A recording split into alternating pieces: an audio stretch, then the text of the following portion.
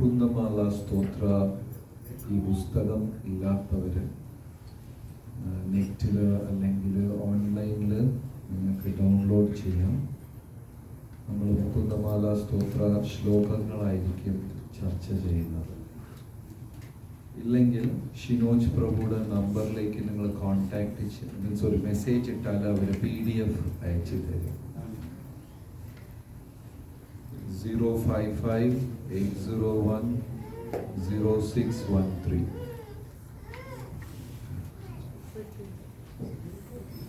Satheesh voice കേൾക്കാമോ? ബാക്കിൽ കുറവാണല്ലേ?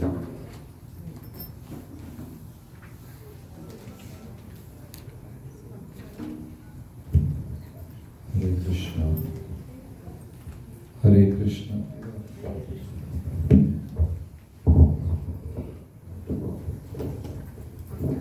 ഹരേ കൃഷ്ണ.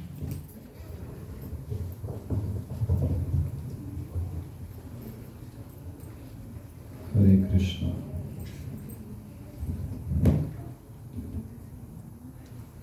ഹരേ കൃഷ്ണ. ഇപ്പൊ കേൾക്കാമോ? ഒരു കാര്യം ചെയ്യാം, മേ ബി 1 row ചെയർ ഇവിടെ ഇടാം. ഒരുപാട് ഇവിടെ ഒരുപാട് സ്പേസ് ഉണ്ട്.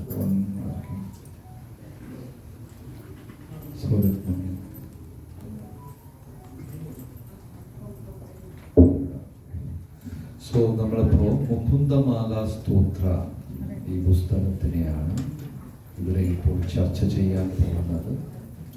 അതിൻ്റെ മലയാളം ശ്ലോകങ്ങൾ വേണമെങ്കിൽ ഷിനോജ് പ്രഭുവിന് ഒരു ഹായ്, ഒരു മെസ്സേജ് ഇട്ടാൽ അദ്ദേഹം നിങ്ങൾക്ക് ഫോർവേഡ് ചെയ്യും. അദ്ദേഹത്തിൻ്റെ നമ്പർ 055-801-0613.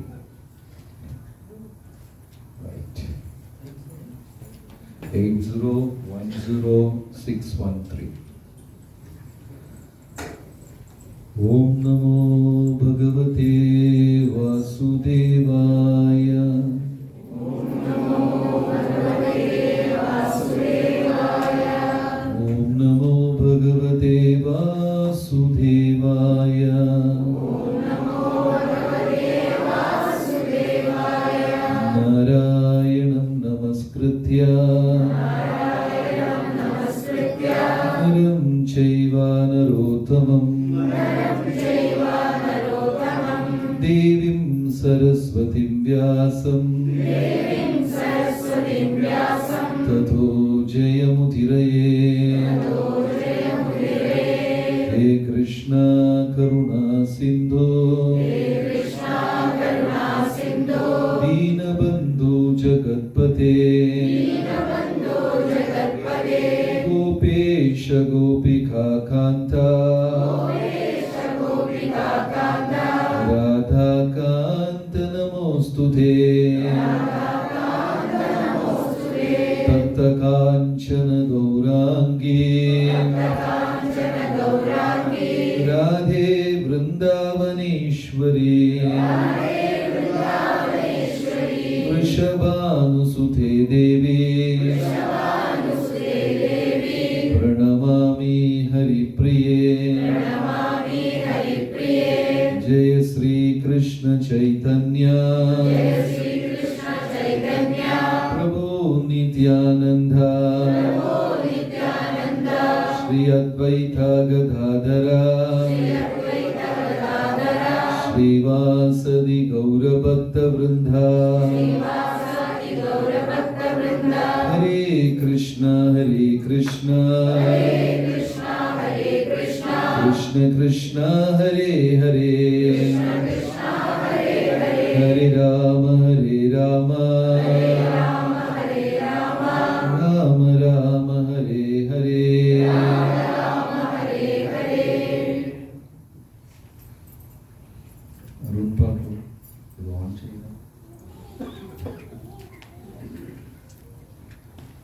മുകുന്ദമാല സ്തോത്ര 7-8 നൂറ്റാണ്ടിൽ തിരുവിതാംകൂറിന്റെ ഒരു മഹാചക്രവർത്തിയായിരുന്നു കുലശേഖര രാജാവ്. എത്ര പേര് അനന്തപത്മനാഭസ്വാമി ക്ഷേത്രം തിരുവനന്തപുരം സന്ദർശിച്ചിട്ടുണ്ട് എല്ലാവരും. ആ ക്ഷേത്രത്തിനകത്ത് കുലശേഖര മണ്ഡപം എന്നൊരു മണ്ഡപമുണ്ട്. ആ രാജാവിൻ്റെ ഓർമ്മയ്ക്കായി 8-ാം നൂറ്റാണ്ടിൽ ഉണ്ടായിരുന്ന ഒരു മഹാചക്രവർത്തിയാണ്. തെക്കൻ ഭാരതം മുഴുവനും അദ്ദേഹം ഭരിക്കുന്നുണ്ടായിരുന്നു. തമിഴ്നാട്, കേരളം, ആന്ധ്ര, കർണാടകം, ഈ സംസ്ഥാനങ്ങളെല്ലാം അദ്ദേഹം ഭരിക്കുന്നുണ്ടായിരുന്നു. നമ്മൾ ഈ 3 ദിവസവും അദ്ദേഹം രചിച്ച ഒരു കൃതിയാണ് ചർച്ച ചെയ്യുന്നത്. ഭക്തിയുടെ ആഴങ്ങളിലേക്ക് ആ രാജാവ് യാത്ര ചെയ്തിട്ടുണ്ട്. ഒരു മഹാ അത്ഭുതം നടന്നു. അദ്ദേഹം സന്യാസം എടുത്ത് രാജ്യം ഉപേക്ഷിച്ച് പോകുമ്പോൾ തൻ്റെ മകളെയും കൊണ്ടുപോയി. ചരിത്രത്തിൽ നടക്കാത്ത ഒരു കാര്യം, സാധാരണ അങ്ങനെ ആരും ചെയ്യാറില്ല. കുലശേഖര രാജാവ് സന്യാസം എടുത്ത് പോയപ്പോൾ തൻ്റെ മകളെ കൂട്ടിക്കൊണ്ടുപോയി ശ്രീരംഗം രംഗനാഥസ്വാമി ക്ഷേത്രത്തിലേക്ക് കൊണ്ടുപോയി. പോയിട്ടുണ്ടോ? തമിഴ്നാട് ട്രിച്ചിറാപ്പള്ളി രംഗനാഥസ്വാമി ക്ഷേത്രം ഒരുപാട് പേര് പോയിട്ടുണ്ട്. എത്ര പേര് പോയിട്ടുണ്ട് രംഗനാഥ്? ഒരു മഹാ അത്ഭുതമാണത്. അത് നമ്മൾ ജീവിതത്തിൽ കാണേണ്ട ഒരു കാഴ്ചയാണ്. 1000 കൊല്ലത്തിന് മുമ്പേ ജീവിച്ചിരുന്ന ശ്രീ രാമാനുജാചാര്യരുടെ ശരീരം ഇന്നും രംഗനാഥസ്വാമി ക്ഷേത്രത്തിനകത്ത് കാത്തു സൂക്ഷിക്കുന്നുണ്ട്. മരുന്നുകളില്ല, രാസവസ്തുക്കളില്ല, പിന്നെ AC പെട്ടിയില്ല. എത്ര പേര് അദ്ദേഹത്തിന്റെ ശരീരം കണ്ടിട്ടുണ്ട്? കുറച്ച് പേര് കണ്ടിട്ടുണ്ട്. 1000 കൊല്ലം പഴക്കമുള്ള ശരീരം. ഇപ്പൊ നമ്മുടെ ദേഹമൊക്കെ ജീവൻ പോയാൽ 3 ദിവസം വേണ്ട ദുർഗന്ധം വരും. ഐസ് പെട്ടിയിലൊക്കെ വെച്ചാലേ 3 ദിവസം കഷ്ടിച്ച് വെക്കാൻ പറ്റൂ. അതും മൂക്കും ചെവിയിലൊക്കെ പഞ്ഞി വെച്ച് കയറ്റാം, അല്ലെങ്കിൽ ഫുൾ ഉള്ളിൽ കാറ്റ് കയറിപ്പോയി ഒരു 2 ദിവസത്തിനകത്ത് വീർക്കാൻ തുടങ്ങും. മരിച്ചുപോയ ശവങ്ങളുടെ കൂടെ നിന്നവർക്കോ അതിൻ്റെ അവസാനത്തെ കർമ്മം ചെയ്തവർക്കോ അറിയാം. ചിലപ്പോൾ വയസ്സായ ആൾക്കാരൊക്കെ ആണെങ്കിൽ പ്ലേറ്റൊക്കെ, ഇരുമ്പ് പ്ലേറ്റൊക്കെ വെച്ച് വയറിൽ കെട്ടും, അല്ലെങ്കിൽ ഇത് പൊട്ടിത്തെറിക്കും. വെറും 3 ദിവസത്തെ കാര്യമാണ് പറയുന്നത്. ഐസ് പെട്ടിയിൽ വെച്ചില്ലെങ്കിൽ അകത്ത് എന്തൊക്കെ ഉണ്ടെന്നുള്ളതെല്ലാം പുറത്ത് കാണാൻ പറ്റും. പക്ഷേ ശ്രീരാമാനുജാചാര്യരുടെ ശരീരം എത്ര കൊല്ലായി? 1000 വർഷം. വിജ്ഞാനത്തിനോ ശാസ്ത്രത്തിനോ വിശദീകരിക്കാൻ പറ്റാത്ത അത്ഭുതങ്ങളായതൊക്കെ 1000 കൊല്ലമായി. യാതൊരു രാസവസ്തുക്കളുമില്ല, പെട്ടി, തണുത്ത പെട്ടിയില്ല, മരുന്നുകളില്ല, ഒന്നുമില്ല. വെറുതെ അവിടെ ഇരുത്തിയിരിക്കുകയാണ്. എല്ലാം ഈ സ്കിന്നെല്ലാം കറുത്ത് ഇതായിട്ടുണ്ട്. പക്ഷേ കണ്ണിന്റെ കൃഷ്ണമണി മാത്രം അങ്ങനെ തിളങ്ങുന്നത് കാണാം. ഏതെങ്കിലും ആധുനിക ശാസ്ത്രത്തിന് ഇത് എങ്ങനെയെന്ന് വിശദീകരിക്കാൻ പറ്റുമോ? പറ്റില്ല. നമ്മൾ ജീവിച്ചിരിക്കുമ്പോൾ ഇതെല്ലാം കാണണം. എൻ്റെ അടുത്ത് വന്ന ഉടനെ ആൾക്കാർ ചോദിച്ചു, ബുർജ് ഖലീഫ കണ്ടോ? അത് കണ്ടു. ഞാൻ ചോദിച്ചു, രാമാനുജാചാര്യരുടെ ശരീരം. കാരണം നമുക്ക് വിശദീകരിക്കാൻ പറ്റാത്ത അത്ഭുതങ്ങളൊക്കെ ആയി. ഒരു മെഡിസിനും ഇല്ലാതെ ശരീരം 1000 കൊല്ലമായിട്ട് ക്ഷേത്രത്തിനകത്ത് അവര് കുടിവെച്ചിരിക്കുകയാണ്. ക്ഷേത്രത്തിനകത്ത് അവർ വെച്ചിരിക്കുക രാമാനുജാചാര്യരുടെ ശരീരം. ഇതൊരു മഹാ അത്ഭുതം. രാജാ കുലശേഖര മഹാരാജാവ് സന്യാസം എടുത്തിട്ട് അദ്ദേഹം ശ്രീരംഗത്തിലാ പോയത്. ശ്രീരംഗത്തിൽ പോയപ്പോൾ കുലശേഖര രാജാവ് ആരെ കൂടെ കൂട്ടിക്കൊണ്ടുപോയി? മകളെ കൂട്ടി. മഹാ അത്ഭുതം. മകളെ കൂട്ടിക്കൊണ്ടുപോയത് മാത്രമല്ല, തൻ്റെ മകളെ ക്ഷേത്രത്തിലേക്ക് വിവാഹം ചെയ്തു കൊടുത്തു. കേട്ടിട്ടേ ഇല്ല. മകളെ ആർക്ക് വിവാഹം ചെയ്തു കൊടുത്തു? ക്ഷേത്രത്തിൽ വിവാഹം ചെയ്തു കൊടുത്തു. ക്ഷേത്രത്തേക്ക് കെട്ടിച്ചു വഹിച്ചു കൊടുത്തു. ഇങ്ങനെയൊക്കെ സംഭവം കേട്ടിട്ടുണ്ടോ? എത്ര പേര് നിങ്ങൾ മകളെ തൂണിന് കെട്ടിച്ചു കൊടുക്കും, ഇലക്ട്രിക് പോസ്റ്റിന് കെട്ടിച്ചു കൊടുക്കും, പോസ്റ്റ് ബോക്സിന് കെട്ടിച്ചു കൊടുക്കും? ചെയ്യില്ല. ആർക്കും അത് മനസ്സിലാവില്ല. മകളെ അതായത് ഒരു വളരെ വിചിത്രമായ കാര്യങ്ങളാ കുലശേഖര രാജാവിന്റെ ജീവിതത്തിൽ നടന്നത്. എന്തിനാണ് അദ്ദേഹം അങ്ങനെ ചെയ്തത് എന്നൊരു ചോദ്യം വന്നു. അദ്ദേഹം പറഞ്ഞു, യഥാർത്ഥ ദാനം എന്ന് പറഞ്ഞാൽ നമുക്ക് മനസ്സിന് ഏറ്റവും ഇഷ്ടമുള്ള സാധനത്തിനെ ഒരാൾക്ക് കൊടുക്കുന്നതാ യഥാർത്ഥ ദാനം.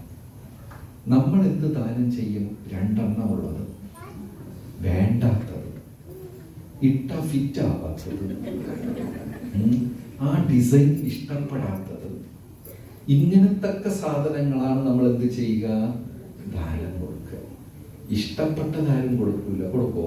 അത് മാറ്റി വയ്ക്കും. നമുക്ക് ഏറ്റവും ഇഷ്ടപ്പെട്ടത്, ഏറ്റവും മൂല്യമുള്ളത്, അതിനെ കൊടുക്കുന്നതാ ഉയർന്ന ദാനം. അതുകൊണ്ടാണ് തിരുപ്പതി ക്ഷേത്രം എത്ര പേര് പോയിട്ടുണ്ട്? എല്ലാവരും പോയിട്ടുണ്ട്. അവിടുത്തെ ദാനം ശ്രദ്ധിച്ചിട്ടുണ്ടോ? പൈസ ദാനമായി കൊടുക്കാം. തുലാഭാരം, നമ്മുടെ വെയിറ്റിന് വെയിറ്റ്, സ്വർണവും എന്ത് വേണമെങ്കിലും കൊടുക്കാം. അവിടെ ഇനിയൊരു ചടങ്ങുണ്ട്. എന്താണ്? മുടി കൊടുക്കുക. മുട്ടയടിച്ചിട്ട് വരും തിരുപ്പതി ചെന്ന്. എന്താണ്? ദാനങ്ങളുടെ ലിസ്റ്റില് ഏറ്റവും ലാസ്റ്റ് സാധനമാണ് ഏത്?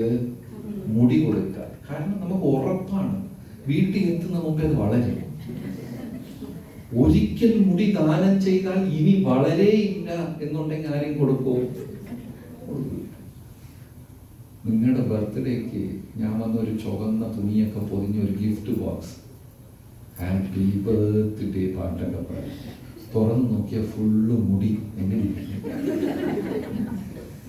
ഇതിനെ ഒരു മഹാദാനമായ അമ്പലത്തിൽ കൊണ്ടുപോയി കൊടുക്കും. അത് ലിസ്റ്റിൽ ലാസ്റ്റ് ഉള്ളത്. കുലശേഖര രാജാവ് ക്ഷേത്രത്തേക്ക് ആരെയാ ദാനമായി കൊടുത്തത്? സ്വന്തം മകളെ. പ്രാണനേക്കാളും ജീവനേക്കാളും ഏറ്റവും ഇഷ്ടമുള്ളതാ. അതുകൊണ്ട് മകളെ കൊടുത്തു. ആ മകളും തൻ്റെ ജീവിത അവസാനം വരെയും രംഗനാഥസ്വാമിയെ സേവിച്ച് അവിടുത്തെ സേവനം അനുഷ്ഠിച്ച് അവിടെ തന്നെ ജീവൻ പിടിഞ്ഞു. ഇന്നും ശ്രീരംഗത്തിൽ പോയാൽ ഒരു കുഞ്ഞു അമ്പലമുണ്ട്, ചേരമാൻ നാച്ചിയാർ ക്ഷേത്രം. ഒരു ചെറിയ അമ്പലം, ചേരമാൻ. കാരണം ഈ കുലശേഖര രാജാവ് വന്ന പരമ്പര ചേര പരമ്പരയാണ്. കേരളത്തിൽ പണ്ടുണ്ടായിരുന്ന രാജാക്കന്മാരെല്ലാം ആരാണ്? ചേരവംശം. തമിഴ്നാട്ടിൽ പാണ്ഡ്യ വംശം, ചോള വംശം, ചെന്നൈ ഭാഗത്ത് പല്ലവ വംശം ഒക്കെ ഉണ്ടായിരുന്നു. ആ ചേരമാൻ നാച്ചിയാർ എന്ന് പറഞ്ഞിട്ട് കുലശേഖര രാജാവിന്റെ മകൾക്കൊരു കുഞ്ഞു അമ്പലമുണ്ട്. എവിടെ? ശ്രീരംഗത്ത്. അദ്ദേഹം സ്വന്തം മകളെ നടക്കി ദാനമായി വെച്ച ഒരു വ്യക്തിയാണ്. മഹാവൈഷ്ണവനാണ്. ഭക്തി എന്താണ് എന്ന് അദ്ദേഹം തൻ്റെ ജീവിതകാലത്തിൽ കാണിച്ചു കൊടുത്തു. അതായത് അദ്ദേഹം തുടക്കത്തിൽ ഒരു സാധാരണ രാജാവായി തന്നെ ഇരുന്നു. പക്ഷെ നാമജപം ചെയ്ത് ചെയ്ത് ചെയ്ത് ഭക്തിയുടെ ആഴത്തിൽ അങ്ങ് പോകും. ഒരു തവണ, അതായത് അദ്ദേഹം രാമായണം വായിച്ചു തുടങ്ങിയാൽ കുറഞ്ഞത് ഒരാഴ്ച നിർത്താതെ വായിക്കും. നമ്മൾ എത്ര പേര് ഭഗവത്ഗീത ഇങ്ങനെ നിർത്താതെ വായിക്കും? ഈ സത്സംഗം തന്നെ 1 മണിക്കൂറിന് കൂടുതലായാൽ ഇവിടെ ഇരിക്കുന്നവരെല്ലാം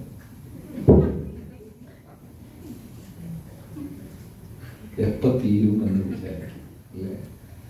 ഒരാഴ്ച നിർത്താതെ അദ്ദേഹം വായിക്കുമായിരുന്നു രാമായണം.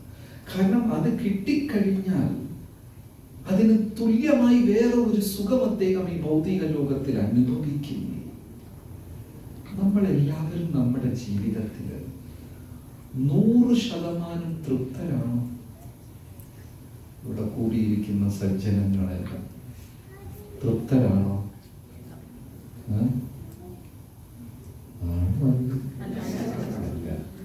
ഒരു 75% തൃപ്തരാണ്. 1-2 പേര്. അതുമല്ല, 50%. അത് വേണമെങ്കിൽ ആലോചിക്കാം. അതായത് നമ്മൾ ആസ്വദിച്ച് ജീവിക്കണം. അല്ലെങ്കിൽ ഇതിൽ അർത്ഥം എന്താ? ജീവിതം ജീവിക്കാനുള്ളതാ. ഇംഗ്ലീഷിൽ 2 വാക്കുണ്ട്: ലിവിങ്, എക്സിസ്റ്റിംഗ്. ജീവിക്കുക, നിലനിന്ന് പോവുക. ചിലപ്പോഴൊക്കെ ചോദിച്ചു കഴിഞ്ഞാൽ പറയും, പ്രാരാബ്ധമായി കുട്ടികൾ എങ്ങനെ പോകുന്നു? അത് എങ്ങനെയൊക്കെയോ പോകുന്നു. നിലനിൽക്കുക, ജീവിക്കുന്നില്ല. നമ്മുടെ അവകാശമാണ്. മനുഷ്യ ശരീരം കിട്ടിക്കഴിഞ്ഞാൽ ആസ്വദിച്ച് ജീവിക്കണം. അങ്ങനെ അവൻ ജീവിച്ചില്ലെങ്കിൽ അവന്റെ ജീവിതം ഒരു മഹാപരാജയമാണ്. കുലശേഖര രാജ ഈ രാമായണമൊക്കെ വായിക്കി അതിനകത്തങ്ങ് നിമഗ്നനാകും. മന്ത്രിമാർക്ക് സങ്കടം തോന്നി. ഈ രാജാവ് ഒരാഴ്ചയൊക്കെ അടുപ്പിച്ചിരുന്ന് വായിക്കുകയല്ലേ എന്ന് പറഞ്ഞ് 2 വായനക്കാരെ ഏൽപ്പിച്ചു. അവരിരുന്ന് വായിക്കും, രാജാവ് കേട്ടുകൊണ്ടിരിക്കും.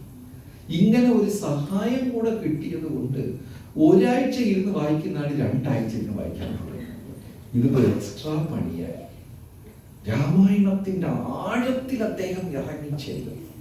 അങ്ങനെ വായിച്ചപ്പോഴാണ് ശ്രീരാമൻ ഒറ്റയ്ക്ക് പഞ്ചവടിയിൽ കരദൂഷണന്മാരെ ഒറ്റയ്ക്ക് നേരിട്ട രംഗം വന്നത്. എത്ര പേര് നാസിക് പോയിട്ടുണ്ട്? പഞ്ചവടി 1, 2, 3 പേര് മാത്രമേ.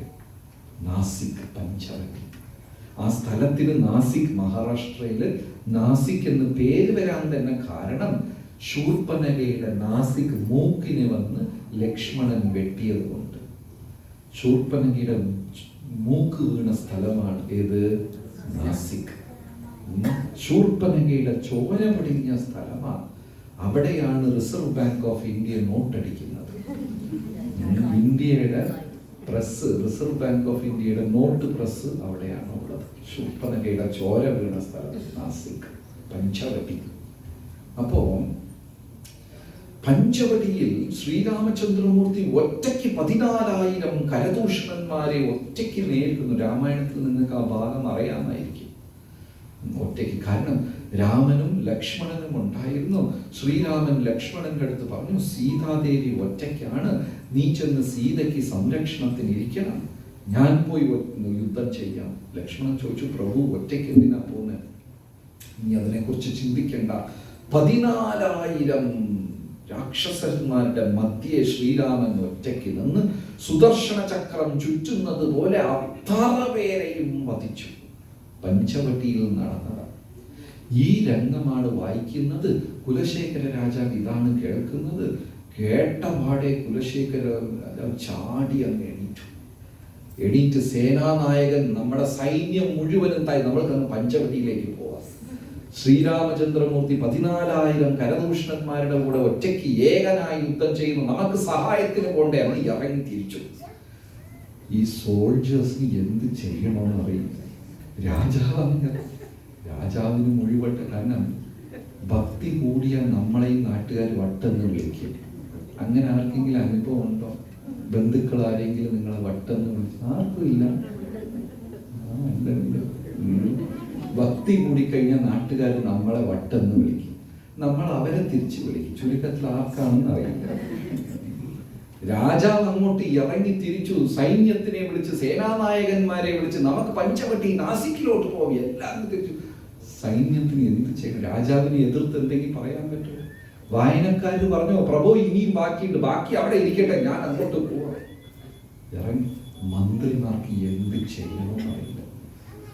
അതിൽ ഒരു ബുദ്ധിമാനായ മന്ത്രി ഉണ്ടായിരുന്നു. അയാൾ എന്ത് ചെയ്തു?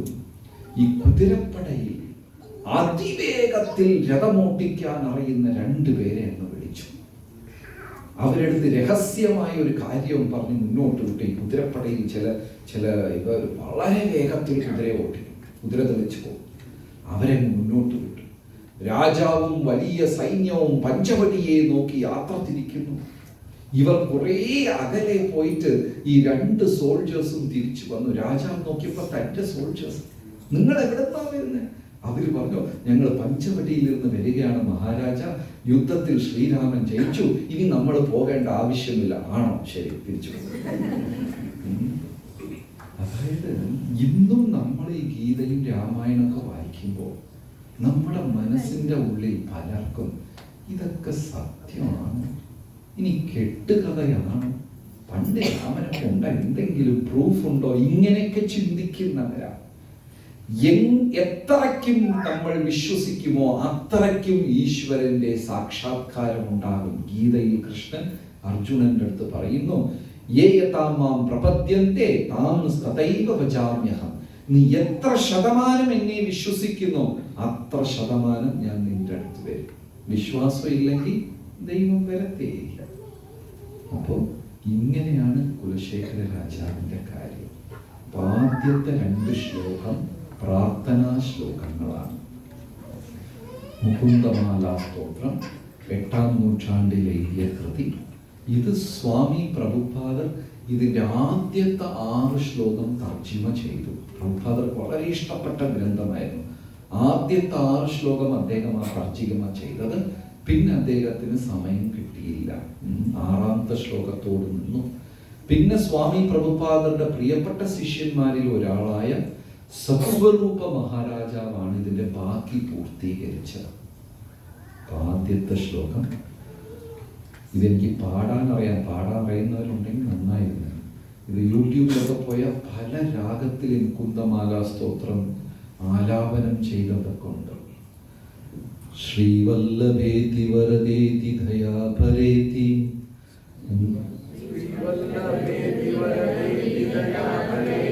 ഭക്തപ്രിയേതി ഭവലുന്ദന കോവിദേതി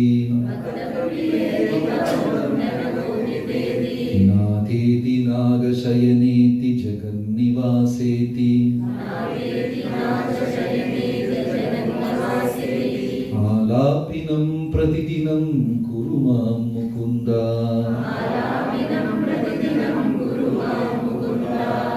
ബ്യൂട്ടിഫുൾ ശ്ലോകം. അതായത് പല വിഗ്രഹങ്ങളുടെ പേരാണ് അദ്ദേഹം ഇവിടെ പറയുന്നത്. ഇതിന്റെ ലാസ്റ്റ് ലൈൻ എന്താണ്? ആലാപിനം പ്രതിദിനം കുരു മാം മുകുന്ദ. ഭഗവാനെ, എനിക്ക് വേറെ ഒന്നും വേണ്ട, ദിവസവും അങ്ങയുടെ നാമങ്ങൾ ആലപിച്ചുകൊണ്ടിരുന്നാൽ മാത്രം എനിക്ക് മതി. അങ്ങയുടെ നാമങ്ങൾ ചൊല്ലിക്കൊണ്ടിരുന്നാൽ മാത്രം എനിക്ക് മതി, വേറെ ഒന്നും വേണ്ട. ശ്രീവല്ലഭ വളരെ പ്രസിദ്ധമായ ക്ഷേത്രമാണ്, തിരുവല്ലയിലുണ്ട്. തിരുവല്ല, പത്തനംതിട്ട ജില്ല തിരുവല്ല. തിരുവല്ലക്കാരെങ്കിലും ഉണ്ടോ? 2 പേരുണ്ട്. ശ്രീവല്ലഭ ക്ഷേത്രം വലിയ പുരാതന ക്ഷേത്രമാണ്. ശ്രീവല്ലഭ ഭരത, കാഞ്ചീപുരത്തിൽ വരദരാജസ്വാമി. ആരെങ്കിലും കേട്ടിട്ടുണ്ടോ കാഞ്ചീപുരം? ഒരു 2 കൊല്ലം മുമ്പേ 40 കൊല്ലം വെള്ളത്തിനകത്തിരുന്ന് ഒരിക്കൽ ദർശനം കൊടുക്കുന്ന ഒരു കഥ ആരെങ്കിലും കേട്ടോ? അത്തിവരദർ എന്നൊക്കെ പറഞ്ഞു. മഹാക്ഷേത്രമാണ്. ചെന്നൈയുടെ അടുത്ത ഈ സ്ഥലം കാഞ്ചീപുരം. വരദരാജസ്വാമി. അവിടെ ഒരു വിഗ്രഹം, അത്തി എന്ന് പറഞ്ഞാൽ അത്തിമരം, ഫിഗ് മരത്തിൽ ആ തടി കൊണ്ട് ഉണ്ടാക്കിയ ഒരു വിഗ്രഹം 1000 കൊല്ലമായി ആ വെള്ളത്തിന്റെ ആ ക്ഷേത്ര കുളത്തിന്റെ അടിയിലുണ്ട്. 40 കൊല്ലത്തിന് ഒരിക്കൽ ആ വിഗ്രഹം വെളിയിൽ കൊണ്ടുവരും, ദർശനം വെക്കും, വീണ്ടും വെള്ളത്തിനകത്ത് വെക്കും. വരദരാജസ്വാമി. വരദരാജസ്വാമി എന്ന് പറഞ്ഞാൽ എന്ത് ചോദിച്ചാലും അവിടെ നടത്തിത്തരും. വരദ, എന്ത് വരവും പോയിട്ട് കൃഷ്ണ എൻ്റെ ഇലക്ട്രിസിറ്റി ബില്ല് അടച്ചതായോ, എന്ത് അസത്യമാണ്. അവിടെ ചെന്ന് എന്ത് ചോദിച്ചാലും യഥോത്തക്കാരി എന്നാണ് അവിടെ പേര്. എന്ന് വെച്ചാൽ ചോദിക്കുന്നത് ഓർഡർ കാരിയർ, എന്ത് പറഞ്ഞാലും നടത്തിത്തരും എന്നാണ് അവിടുത്തെ ഐതിഹ്യം. യഥോത്തക്കാരി വരദരാജസ്വാമി. ഞാൻ കഴിഞ്ഞ സത്സംഗത്തില് ഒരു ഭക്തന് വലിയ കീർത്തനം പാടുന്ന ആളാ. രാജാവ് തൻ്റെ പേരിൽ പാട്ട് പാടാൻ പറഞ്ഞു, ആ ഭക്തൻ അനുസരിച്ചില്ല. അത് ഞാൻ ലാസ്റ്റ് സെഷനിൽ പറഞ്ഞോ. യഥോത്തക്കാരൻ, ചോദിക്കുന്നത് ദൈവം തരും. ഇതിനൊക്കെ നമുക്ക് ആ വിശ്വാസം വേണം, അത്രയേ ഉള്ളൂ. ഒരാൾ രാത്രി കാട്ടിൽ വഴിതെറ്റി ചെന്നിട്ട് ഇരുട്ടത്തി എങ്ങോട്ട് പോകണം ഒന്ന് വന്യമൃഗങ്ങളുടെ ശബ്ദമെല്ലാം കേൾക്കുന്നു, സിംഹത്തിന്റെ ഗർജനയും മറ്റ് വന്യജീവികളുടെ ശബ്ദം. ഭയന്ന് കാട്ടിൽ ഓടുക, ഇരുട്ടത്തി എങ്ങോട്ട് പോകണം ഒന്നും ആയില്ല. എവിടെയോ ചെന്ന് വലിയൊരു കൊക്കയ്ക്കകത്ത് വീണ സമയത്ത് ഈ ആലിന്റെ വള്ളിച്ചെടിയെല്ലാം കയ്യിലും കാലിലൊക്കെ ചുരുണ്ട് കുടുങ്ങിങ്ങനെ തൂങ്ങിക്കിടക്കുക. മുഴുവൻ രാത്രി ഇയാൾ വള്ളിച്ചെടിയും കുറിച്ച് ദൈവമേ എന്നെ രക്ഷിക്കണേ രക്ഷിക്കണേ രക്ഷിക്കണം. ഒരു ശബ്ദം കേട്ടു, നീ കൈവിട് ഞാൻ രക്ഷിക്കാം. ഇയാൾ കൈവിടോ? ഈ വള്ളിച്ചെടിയിൽ പിടിച്ച് തൂങ്ങിക്കിടക്കാം മുഴുവൻ രാത്രി. അങ്ങനെ ഓരോ നരമ്പുകളും വേദനിക്കാൻ തുടങ്ങി, കണ്ണെല്ലാം ഇരുണ്ടുപോയി. പക്ഷെ പേടിയില്ല, എന്തൊക്കെയോ ശബ്ദം കേൾക്കുന്നു. കൈവിട്ടാൽ രക്ഷിക്കാൻ ഇയാൾ കൈവിടുന്നില്ല. മുഴുവൻ രാത്രിയും തൂങ്ങിക്കിടന്നു. കൈവിട്ടെങ്കിൽ രക്ഷിക്കാന്ന് കൈവിടുന്നില്ല. രാവിലെ കണ്ണു തുറന്നു നോക്കിയപ്പോ നിലം ഒരടി താഴെ. കൈവിട്ടെങ്കിൽ ഇറങ്ങി നടന്നു പോവായിരുന്നു, പക്ഷെ കൈവിട്ടില്ല. ഫെയ്ത്ത്, ബൈബിളിൽ ഒരു വരിയുണ്ട്, ഫെയ്ത്ത് വിൽ മൂവ് മൗണ്ടൻസ്. പങ്കും ലങ്കായതേഗിരിം യത്കൃപാ തമഹം വന്ദേ ശ്രീ ഗുരും ദീനധാരിണം. ഒരു മുടന്തന് പർവ്വതം കടക്കാൻ സാധിക്കും, അന്ധനും ചെവി കേൾക്കാത്തവനും കവിതകൾ എഴുതാൻ സാധിക്കും. വിശ്വാസത്തിന് അത്രയും കഴിവുണ്ട്. ഭക്തി എന്ന് പറയുന്നത് ഒരു മിത്ത്, ഒരു മായയോ ഒരു ജനങ്ങളെ ഒരുമിച്ച് ചേർക്കാനുള്ള ഒരു വിശ്വാസം, അതൊന്നല്ല. ജീവാത്മാവും പരമാത്മാവും തമ്മിൽ നടക്കുന്ന ഹൃദയത്തിന്റെ ഒരു സംഭാഷണമാണ്. അനുഭവപ്പെടാൻ സാധിക്കും. ഭക്തി വളരും തോറും ദൈവത്തിന്റെ സാന്നിധ്യം മനസ്സിലാവും, ദൈവത്തിന്റെ ഊർജം മനസ്സിലാവും. അവസാനം ദൈവത്തിനെ മുഖാമുഖം ഒരാൾക്ക് കാണാൻ സാധിക്കും. ശ്രീവല്ലഭേതി വരദേതി ദയാപരേതി ഭക്തപ്രിയേതി ഭവലുന്തന കോവിദേതി നാഥേതി നാഗശയനേതി ജഗന്നിവാസേതി ആലാപിനം പ്രതിദിനം കുറുമാം. ഭഗവാന്റെ നാമം എനിക്ക് ഇങ്ങനെ ചൊല്ലിക്കൊണ്ടിരുന്നാൽ മതി. ഭക്തപ്രിയേതി ഭവലുന്തന കോവിദേതി. ഭഗവാൻ പറയുന്നു, എനിക്ക് ഏറ്റവും പ്രിയപ്പെട്ടവരാരെന്ന് വെച്ചാല് എൻ്റെ ഭക്തജനങ്ങളാണ്. അവർ ഭക്തി കൊണ്ട് എന്നെ ബന്ധിച്ചു വെച്ചിരിക്കുന്നു. ഈ വരദരാജസ്വാമിക്ക് ഒരു ഭക്തനുണ്ടായിരുന്നു, ചാമരം വീശിക്കൊണ്ടിരിക്കും എപ്പോഴും. ഇത് കേരളത്തിൽ ഒന്നും നടക്കില്ല. നിങ്ങൾ കാഞ്ചീപുരം ക്ഷേത്രത്തിൽ ചെന്ന് തിരക്കില്ലാത്ത സമയത്ത് ഒരു 500 രൂപ പൂജാരിയുടെ കയ്യിൽ വെച്ച് കൊടുത്താൽ പതുക്കെ നമുക്ക് ചാമരം തരും, അകത്ത് ശ്രീകോവിലിൽ ഇരുന്ന് വീശാൻ. ഞാൻ ഒരിക്കൽ ചെന്ന് 500 രൂപ കൊടുക്കുകയും ചെയ്തു. അയാൾ വാങ്ങിച്ച് വീശി, അകത്തേക്ക് വീശി. അപ്പൊ ഏതോ ഒരാൾ ക്ഷേത്രക്കാർ വന്ന് ഉടനെ പൂജാരി പ്ലേറ്റ് മാറ്റി, നിങ്ങൾക്ക് എന്തിനകത്തുനിന്ന് അയാൾ പ്ലേറ്റ് മാറി പുറത്താക്കി നമ്മളെ. അവിടെ കാഞ്ചീപൂർണൻ എന്നൊരു മഹാഭക്തൻ ഉണ്ടായിരുന്നു. വരദരാജസ്വാമിക്ക് ഇങ്ങനെ ചാമരം വീശുമായിരുന്നു. ആ ഭഗവാന്റെയും വിഗ്രഹം തമ്മിലുള്ള ബന്ധം നോക്കണേ, നമുക്ക് വിശ്വസിക്കാൻ പറ്റാത്ത കാര്യങ്ങളാണ്. രംഗനാഥ്, അതായത് 3 സ്ഥലം, ട്രിച്ചി അവിടെ ശ്രീരംഗം, കാഞ്ചീപുരം വരദരാജ്, തിരുപ്പതി ശ്രീനിവാസ്. 3 അമ്പലം. തിരുപ്പതിയില് ശ്രീനിവാസ്, കാഞ്ചീപുരത്തില് വരദരാജ്, രംഗനാഥ്, കാഞ്ചീപുരത്തില് ശ്രീരംഗത്ത് രംഗനാഥ്. 3 വിഗ്രഹങ്ങളാണ്. അപ്പോ രംഗനാഥസ്വാമി വരദരാജന്റെ അടുത്ത് ചോദിക്കാൻ, ഇവിടെ ഭയങ്കര ചൂട്, നിനക്ക് നല്ല ചാമരം വീശുന്ന ഒരു സേവകൻ ഉണ്ടല്ലോ, കുറച്ച് ദിവസത്തേക്ക് എനിക്ക് വിട്ടുതരുമോ? ഈ വിഗ്രഹങ്ങൾ തമ്മിൽ സംസാരിക്കുക. അപ്പൊ വരദരാജസ്വാമി പറഞ്ഞു, നീ കാവേരിയുടെ തീരത്തല്ലേ കിടക്കണം, നല്ല തണുത്ത കാറ്റ് കിട്ടും, ഞാൻ വിട്ടുതരില്ല. പിന്നെ ശ്രീനിവാസ്, തിരുപ്പതി ബാലാജി ഒരു ദിവസം ചോദിച്ചു, ഇവിടെ ഭയങ്കര ചൂടാ, ആ ചാമരം വീശുന്ന ഭക്തനെ 2 ദിവസത്തേക്ക് തരുമോ? വരദരാജ സ്വാമി തിരിച്ചു പറഞ്ഞു, മലയുടെ മുകളിലല്ലേ നീ ഇരിക്കുന്ന, നല്ല തണുത്ത കാറ്റ് കിട്ടും, തരത്തില്ല. അതായത് നമ്മൾ എങ്ങനെയാണോ റിലേഷൻഷിപ്പിൽ പൊസസീവ്നെസ് കാണിക്കുന്നത്, പൊസസീവ്നെസ് മലയാളത്തിൽ എന്ന് പറയും, മലയാളം അറിഞ്ഞുകൂടാത്ത മലയാളം പൊസസീവ്നെസ് എന്ത് പറയും മലയാളത്തിൽ? എത്ര പേർക്ക് പൊസസീവ്നെസ് ഉണ്ട്? എല്ലാവർക്കും ഉണ്ട്. സ്വാർത്ഥ താല്പര്യം, സെൽഫിഷ്നെസ് ആണ് പൊസസീവ്നെസ്. ചില സമയം നമ്മുടെ ജീവിത പങ്കാളി, ജീവിത പാർട്ട്ണർ വേറെ അന്യ വ്യക്തിയെടുത്ത് ചിരിച്ച് ചിരിച്ച് സംസാരിക്കുമ്പോൾ ആ മുഖമൊക്കെ ഒരു ഷേപ്പൊക്കെ ഒന്ന് ചെറുതായിട്ടാണ്. എല്ലാവർക്കും ഉണ്ട്. കുട്ടികൾക്കുണ്ടല്ലോ, ചെറിയ കുഞ്ഞുങ്ങൾക്ക് വരെ ഉണ്ട്. അച്ഛനോ അമ്മയോ അവരെ ശ്രദ്ധിക്കാതെ വേറെ ഏതെങ്കിലും ആൾക്കാരെടുത്ത് സംസാരിച്ച് ഒരു കാര്യമില്ല, കിയാന്ന് കരയാൻ തുടങ്ങി. എന്തിനാ കരയുന്നത്? എന്നെ ശ്രദ്ധിക്കുക, എന്നെ ശ്രദ്ധിക്കുക. പൊസസീവ്നെസ് എല്ലാവർക്കും ഉണ്ട്. ദൈവം ഉടമസ്ഥത, ഗൂഗിളാണ് ശരി. ഉടമസ്ഥതാ ബോധം, എന്റേത്. ഇത് നമുക്ക് എങ്ങനെയാ വന്നത്? ദൈവത്തിനുണ്ട് അത്രേ. എന്റെ ഭക്തന്മാർ എന്ന് പറഞ്ഞ ഒരു മമത, ഒരു പൊസസീവ്നെസ് ദൈവത്തിന് ഭക്തജനങ്ങളോടുണ്ട്. ഒരു പശു മേയ്ക്കുന്നവനോ ആട് മേയ്ക്കുന്നവനോ 10 പശുക്കളെ മേയിച്ചോണ്ട് പോകുമ്പോ ഒന്ന് കാണാതായാൽ 9 തന്നെ ഉണ്ടല്ലോ എന്ന് വീട്ടിൽ പോകില്ല. എന്ത് ചെയ്യും? ആ കാണാതെ പോയ ഒന്നിനെ തിരഞ്ഞുകൊണ്ടിരിക്കും. അതുപോലെ നമ്മൾ ഓരോരുത്തരടുത്തും ദൈവത്തിന് ഹൃദയത്തിൽ ഇരുന്നിട്ട് ഇവൻ എപ്പോൾ എന്നെ ഏറ്റെടുത്ത് തിരിച്ചു വരും, എന്നെ മറന്നുകൊണ്ട് ആ ദുബായിൽ എവിടെയെല്ലാമോ ചുറ്റി നടക്കും, എന്റെ ലോകത്ത് എന്ന് തിരിച്ചു വരുമെന്ന് ഓരോരുത്തർക്ക് വേണ്ടിയും ഭഗവാൻ കാത്തിരിക്കും. ആചാര്യൻ പറയും, എനിക്ക് വേറെ ഒന്നും വേണ്ട, അങ്ങയുടെ നാമങ്ങൾ നിരന്തരം ജപിക്കുന്ന അവസ്ഥ മതി.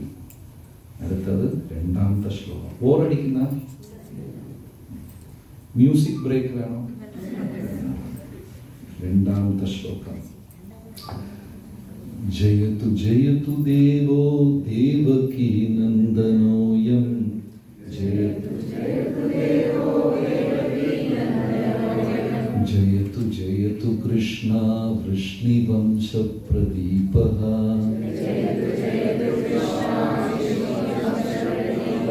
ജയതു ജയതു മേഘശ്യാമള കോമലാംഗോ,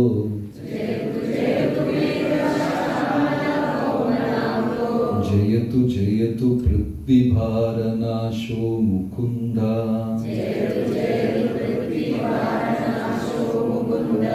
ഇത് മനോഹരമായ ഒരു പ്രാർത്ഥനയാണ്. ഈ 4 വരി നമ്മൾ പഠിച്ചു കഴിഞ്ഞാൽ അമ്പലത്തിലൊക്കെ പോകുമ്പോൾ അവിടെ ചെന്നാൽ ആചാരം എന്താണെന്ന് വെച്ചാൽ ഏത് വിഗ്രഹത്തിനെ കാണുമ്പോൾ ആദ്യം പാദത്തിനെ കാണണം, പിന്നെ 2ാമത്തത് നമസ്കരിക്കണം, 3ാമത്തത് ആ വിഗ്രഹത്തിനെ സ്തുതിച്ച് എന്തെങ്കിലും പറയണം.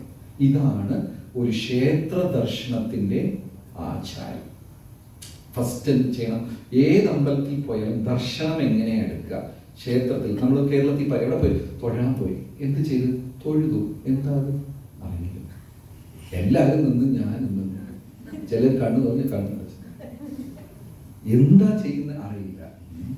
ഫസ്റ്റ് എന്ത് ചെയ്യണം? ഭഗവാന്റെ പാദത്തിൽ കാണണം. നമപങ്കജനാഭായ നമപങ്കജമാലിനേ നമപങ്കജനേത്രായ നമസ്തേ. പക്ഷെ ഇതെല്ലാം ഭൗതിക ആൾക്കാർ കറക്റ്റ് ചെയ്യുന്നുണ്ട്. നിങ്ങൾ സിനിമയൊക്കെ കണ്ടിട്ടുണ്ടോ?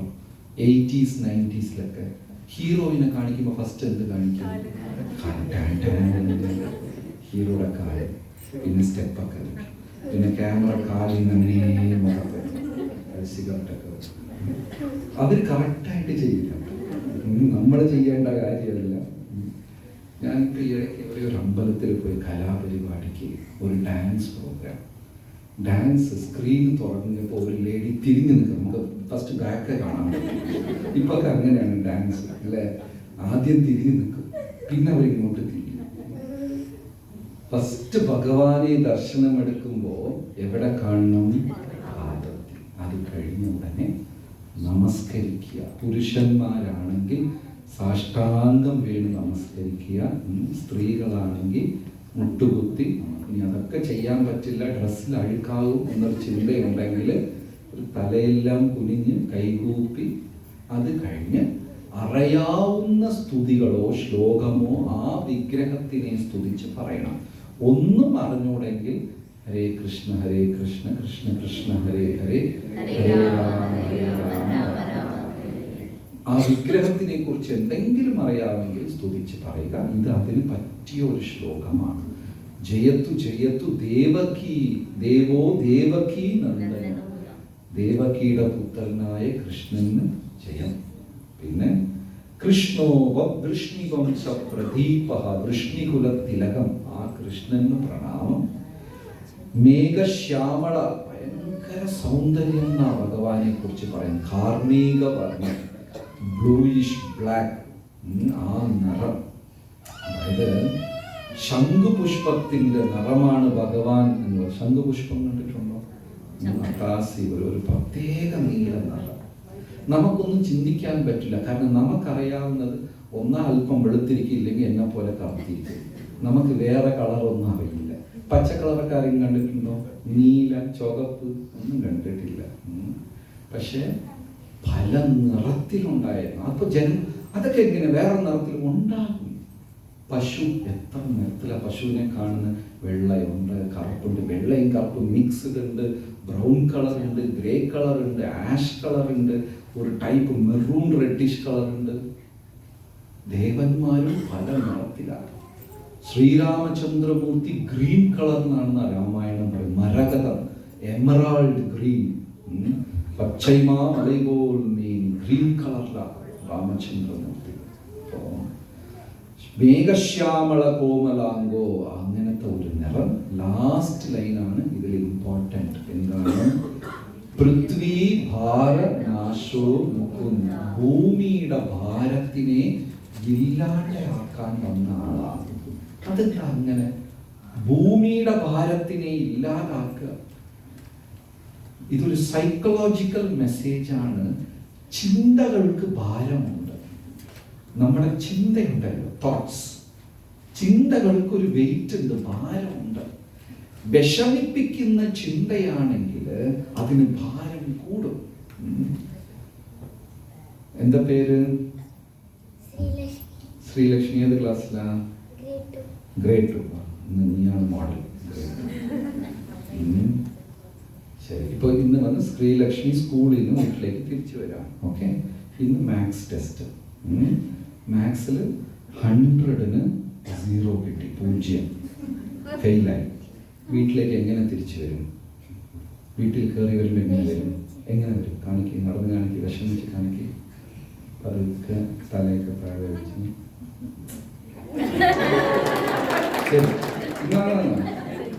ഇനി ഒരു ദിവസം 100ന് 100 എങ്ങനെ തിരിച്ചു വരും? വീട്ടില് എങ്ങനെ വരും? 100ന് 100 ഗേറ്റിൽ വരുമ്പോഴേ അമ്മ അല്ലേ കാണിച്ച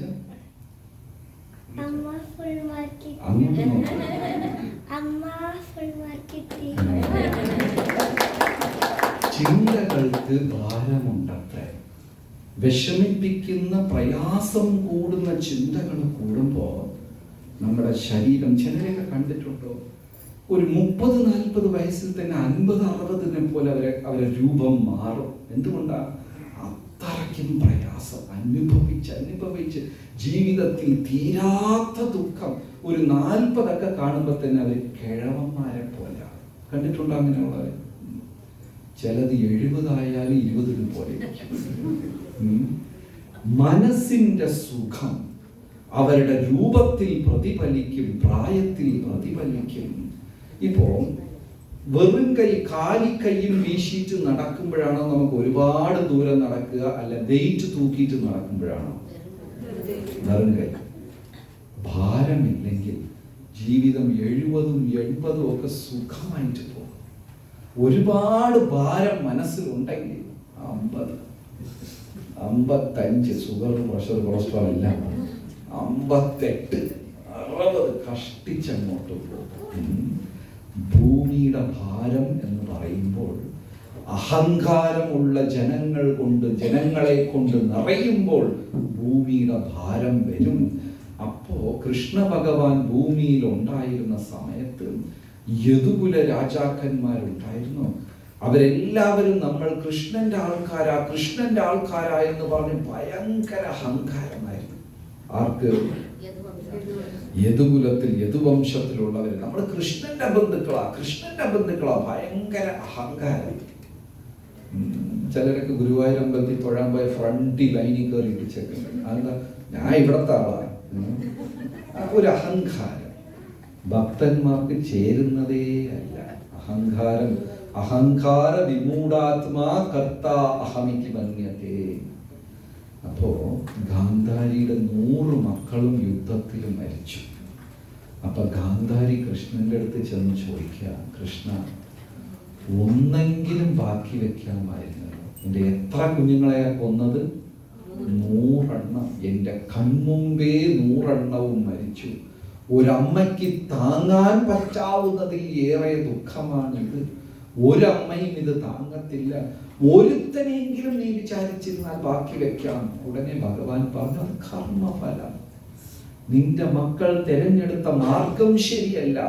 ഉടനെ ഗാന്ധാരി ചോദിച്ചു, അപ്പൊ വികർണനോ? ഗാന്ധാരിയുടെ 100 മക്കളിൽ ഒരാളാ വികർണൻ. ഈ വികർണൻ ക്ലാസ് തുടങ്ങിയപ്പോൾ ഞാൻ ഇവിടെയായിരുന്നു. ഇപ്പൊ ഇവിടെ കണ്ണാടി ടേബിൾ ഇപ്പൊ താഴെ പോകുന്നു. ഗാന്ധാരിയുടെ 100 മക്കളിൽ ഒരാള് വികർണൻ. ഈ വികർണൻ ദുശാസനൻ ദ്രൗപദിയുടെ വസ്ത്രം പിടിച്ചു വലിച്ചപ്പോൾ എണീറ്റ് പാടില്ല, തെറ്റാണെന്ന് പറഞ്ഞ 100 മക്കളിൽ ഒരാളാണ് ആര്? അവൻ നല്ലവനായിരുന്നു. അപ്പൊ ഗാന്ധാരി ചോദിച്ചു, കൃഷ്ണ, എന്റെ മകൻ വികർണനെങ്കിലും നീ മീതം ബാക്കി വെക്കാമായിരുന്നല്ലോ. പറഞ്ഞു, എനിക്കിതിലൊന്നും ചെയ്യാനില്ല. ഗാന്ധാരി വിഷമം കൊണ്ട് പൊട്ടിക്കരഞ്ഞു പറഞ്ഞു, കൃഷ്ണ, മക്കളെല്ലാം നഷ്ടപ്പെടുമ്പോൾ ഉണ്ടാകുന്ന വേദന നിനക്ക് മനസ്സിലാവില്ല. നീയും നിന്റെ യദുകുലവും വൃഷ്ണിവംശവും ഭോജവംശവും എല്ലാം നഷ്ടപ്പെട്ട് ഏകനായി ഒറ്റയ്ക്ക് നിന്നാലേ നിനക്ക് ആ വേദന, ഒരു അമ്മയുടെ വേദന അറിയുള്ളൂ. നീ അങ്ങനെ നിൽക്കണം എന്ന് പറഞ്ഞ് വേദന കൊണ്ട് ഗാന്ധാരി ശപിച്ചു. കൃഷ്ണ പറഞ്ഞു, താങ്ക് യു വെരി മച്ച്. ഞാനും അതിനാ വന്നത്. ഞാൻ എന്തിനാ വന്നത്? ഞാനും ഈ വൃഷ്ണിവംശം ഇതിനെയൊക്കെ നശിപ്പിക്കാനാണ് ഞാനും വന്നത്. അതുകൊണ്ട് നിന്റെ ശാപം എന്നെ സഹായിക്കും. അതുകൊണ്ട് താങ്ക് യു. നമ്മൾ ആരെങ്കിലും വന്ന് ചീത്ത പറയുമ്പോൾ, ചേട്ടാ താങ്ക് യു, നന്നായിരുന്നു കേട്ടോ, ചീത്ത അത്രയേ ഉള്ളൂ. കൃഷ്ണ ഭഗവാൻ ഗാന്ധാരി എടുത്ത് പറഞ്ഞു, നന്ദി നീ ശപിച്ചത്. കാരണം നിന്റെ ശാപം കൊണ്ട് എന്റെ ഉദ്ദേശം ഈസിയായി. കാരണം ഈ യദുകുലത്തിലുള്ളവർക്കെല്ലാം ഞാൻ കൃഷ്ണന്റെ ആളാണ് എന്ന് തലക്കനം പിടിച്ച് നടക്കുക. അഹങ്കാരം പാടില്ല. അതിലും പ്രത്യേകിച്ച് ആർക്ക് പാടില്ല? ഭക്തന്മാർക്ക് അഹങ്കാരം ഒട്ടുമേ പാടില്ല. ഇവിടെ കൂടിയുള്ളവർക്ക് എത്ര പേർക്ക് അഹങ്കാരമുണ്ട്? ഹരേ കൃഷ്ണ ഹരേ കൃഷ്ണ കൃഷ്ണ